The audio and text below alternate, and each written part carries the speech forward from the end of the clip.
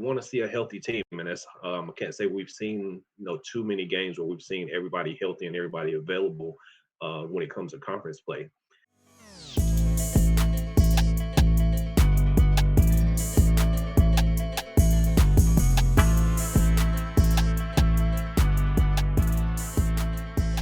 All right, y'all, quick 30-second timeout. Let me put you on real quick. If you're listening to this, you already love women's basketball, and you know Elite is different. Elite looks different, sounds different, and feels different. Well, that's exactly how our friends at Kick-Ass Coffee Supply move. They're over in 5 Points, and this ain't regular coffee. This is top-tier championship-level coffee. They've got some of the best roasters in the world like Say, Onyx, Black and White, and DAC, all in one spot. So instead of paying for a mid-cup every day, you can make world-class coffee at home. And the crazy part, you're probably already spending the money. You might as well drink something that actually hits. So here's what you do.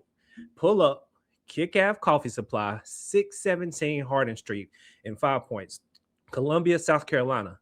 Tell them Chuckin Buckets sent you and you'll get 10% off your order. That's it. Simple. Upgrade your coffee game the same way your favorite team upgrades their roster. And as always, go Gamecocks. Welcome in to another episode of Chuckin Buckets, presented by the Fanatic Sports Network. I'm your host, Jeff the Stat Guy, joined as always by my co-host, KB. How we doing today, KB? Man, good stat, man. How you living?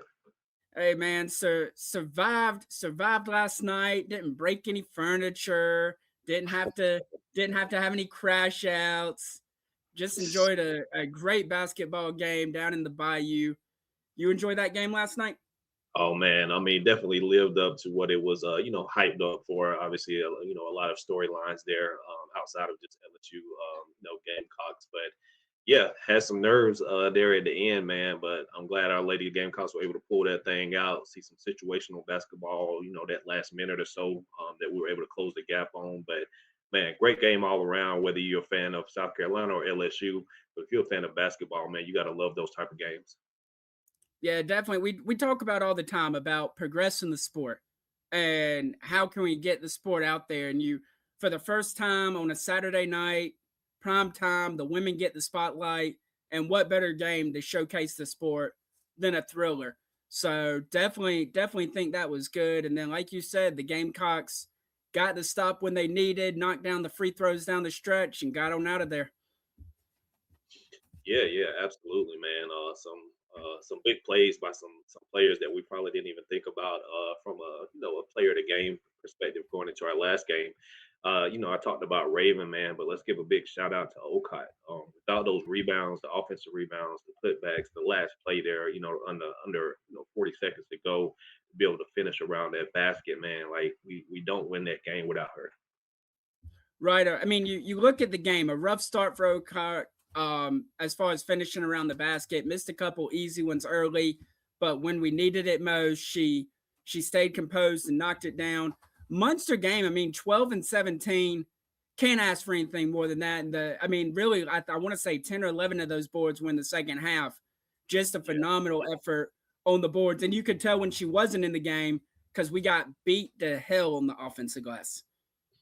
Yeah. I mean, we definitely missed some of the depth, even with Tack not being in that rotation, because I think Tack probably is first off the bench at the center position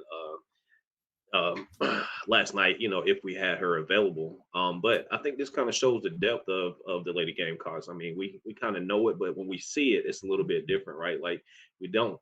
Joyce doesn't have her normal game. Doesn't seem like she was able to get into the flow of the game when it comes on the offensive side. And let's be honest, she definitely has some defensive lapses as well. But it's like next woman up type vibe. So Okot played good. Raven played good.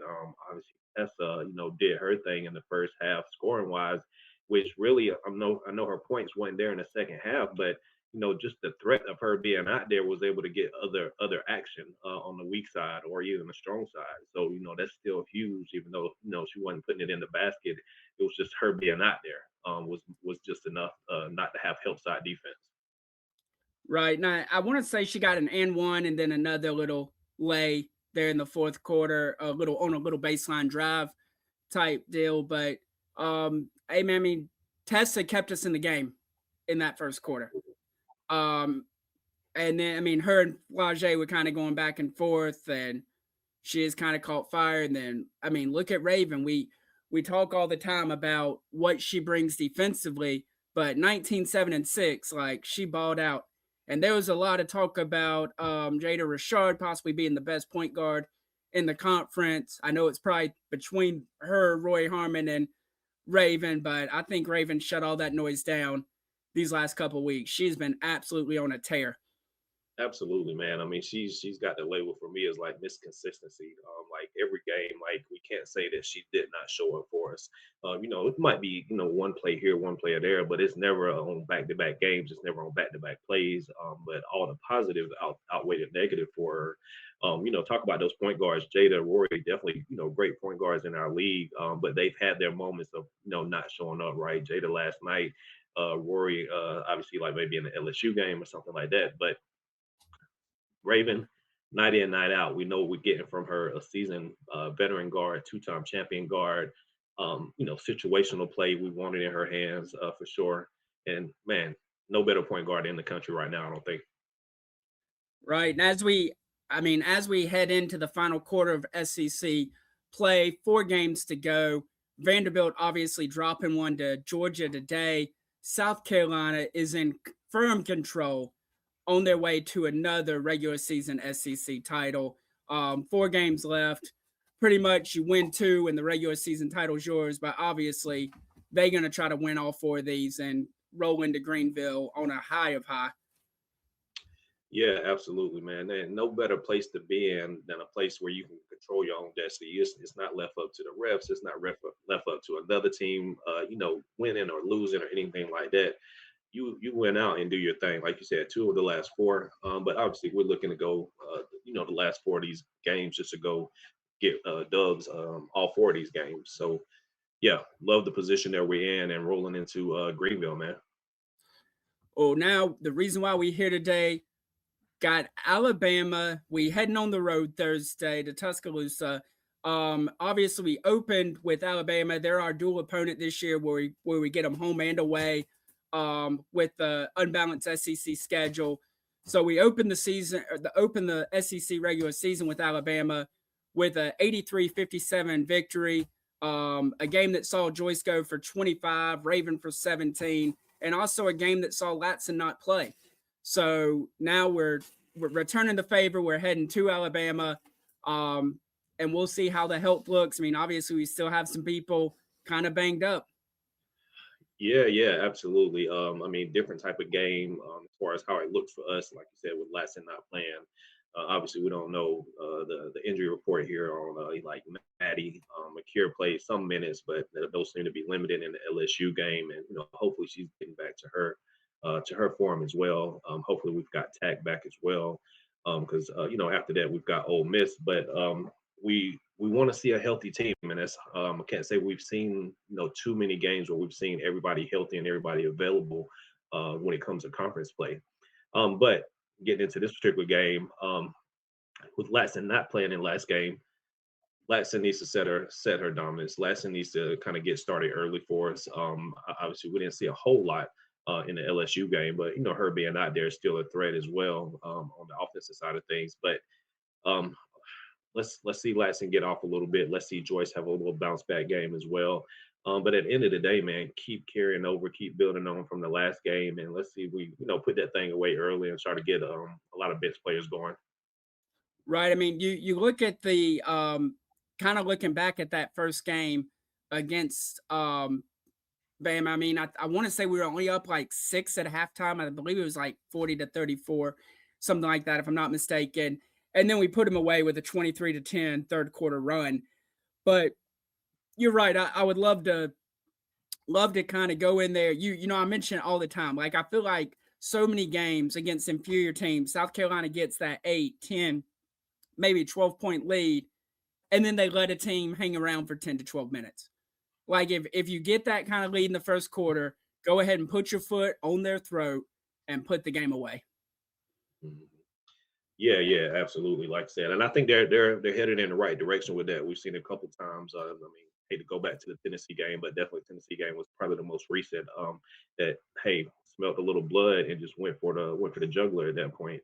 And that's what we want to see kind of going into SEC tournament play, but obviously getting ready for the big dance as well. For sure. Tessa coming off another big performance, like we mentioned, the 21 points at LSU.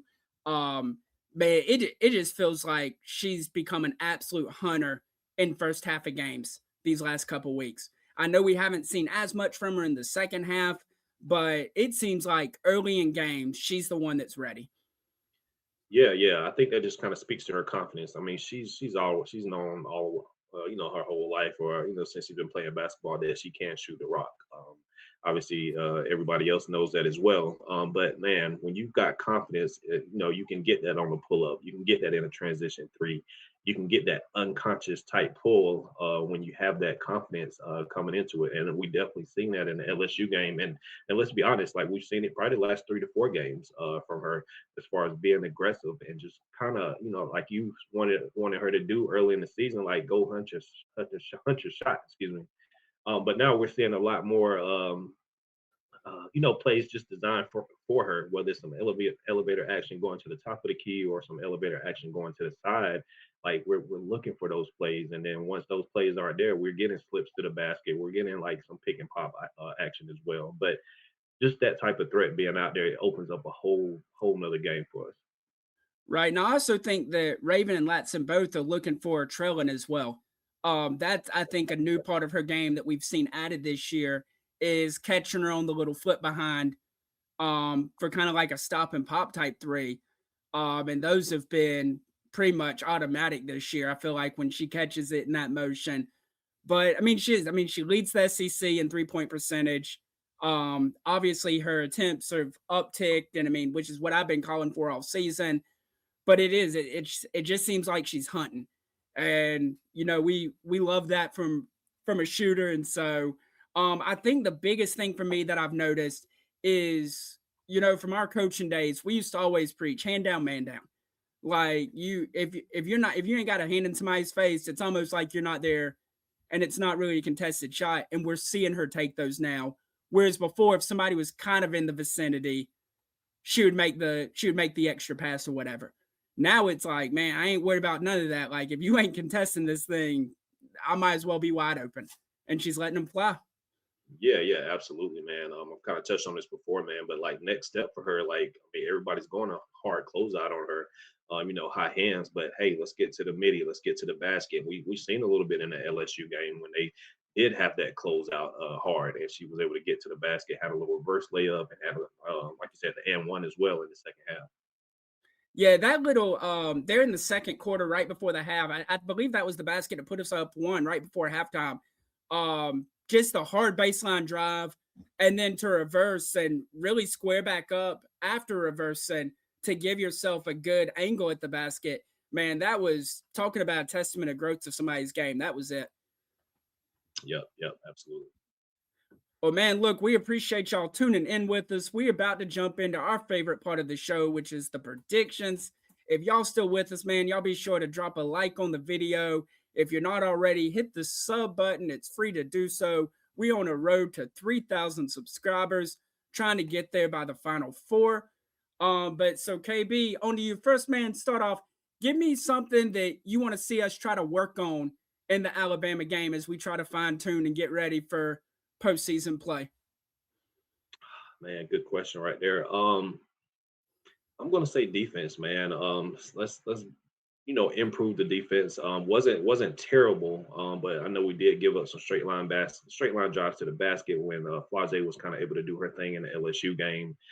Transition defense wasn't the best as well. So for me, man, let's close those gaps on the transition defense. Let's close the gaps on the straight line drives to the basket. And let's improve upon those things. Offense, I think, kind of takes care of itself. But for me, man, I'm a defensive guy when it comes to those type of things. So let's look about improving that. For sure. And for me, I actually am going to go with something on the offensive end. I want to see us kind of get back into our high-low sets a little bit. I want to see if that's there come postseason. Like, I don't want to have to try to dive back into that part of our offense in the postseason, not knowing what we're expecting out of it. I think these last 4 games is a perfect time to really kind of get back into that and see if that's something that's viable for us or if we just have to completely scrap it. Yeah, I'm not mad at that as well, because we do need practice just for entry passes from post to post, high post to low post, and we've seen a lot of times in the past where those passes have gotten tipped or they're just over the center's head and things like that. But you're right, we're gonna need that type of action going into the postseason. Well, go ahead, man. Give me a score prediction, and give me the impact player of the game. Impact player of the game, man. I'm gonna go Joyce. I'm gonna go Joyce this time. I think she needs a little bounce back game. I think she does get that. I hope she can get some rebounds this game for us as well. Give me 5 to 6 rebounds. But as far as points per game, let's get back to the 20s. Let's see if we can get some of them easy bunnies that she, that gets her rolling, and then from there we kind of work ourselves inside out, and then she's able to hit the little 10, 12 footers after that as well. So I like Joyce kind of bounce back player of the game for us. Score wise, I don't think we're in like the 90 or anything like that. But hey, we can't hit 80 even on the road, man. But I do think this is a 20-point win here for us. So 79, 59, 80, 60, somewhere in that range. But just to land on one, let's go 79, 59 Gamecocks. I like it. For me, man, I'm gonna keep rolling my girl Tessa. I think we see another strong shooting performance from her. I think we have another 4-3 night from Tessa. Now what she does after that, I mean, maybe she gets a layup or two, or maybe she goes to the foul line, or she might just end up with 12 points. But I think we see her bang home another 4 threes. And as far as the score, I really kind of like what that score was in Columbia, and I kind of think we can kind of mimic it again. So again, the first game, it was 83 to 57 the first time these two teams matched up. So I'm actually going to take 84 to 59. 25-point win. Just get in there, take care of business, and get on back to the crib. Yeah, I like it, man. I definitely see it being possible too. Well, man, y'all be sure, drop y'all's score predictions, y'all's impact players. Drop your thoughts on that LSU game in the comments. Me, KB, Coach I, we always active in the comments. We're going to chop it up with you. But for KB, I'm the stat guy. This has been Chuckin Buckets, part of Fanatic Sports Network. We appreciate y'all. Until next time, we out. Peace.